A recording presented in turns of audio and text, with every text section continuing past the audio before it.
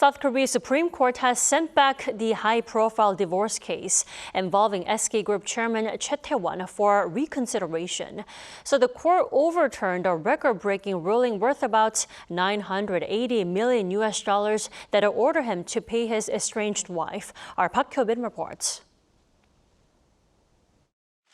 South Korea's top court on Thursday morning overturned a lower court's ruling that ordered SK Group chairman Chey Tae-won to pay his estranged wife Roh Soh-yeong around 1.3 trillion won or about $980 million in asset division. The ruling comes 8 years after Chey first filed for divorce mediation in 2017 and a year and a half after the Seoul High Court's decision in May last year, which had marked the largest divorce settlement in South Korean history. The case will now return to the Seoul High Court for a new review. Chey's legal team welcomed the ruling, while no side said they had no particular comment.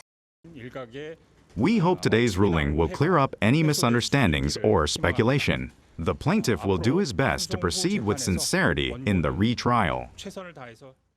At the center of the ruling was the question of asset division.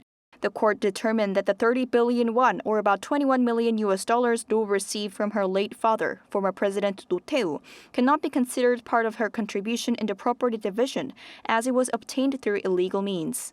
As such, the justices ruled that the SK shares that stem from those funds retain their illegality, and that Roh Soh-yeong cannot legally claim them as part of her contribution to the company's growth. This means that the final amount Chey must pay in the property division will likely be readjusted in the retrial.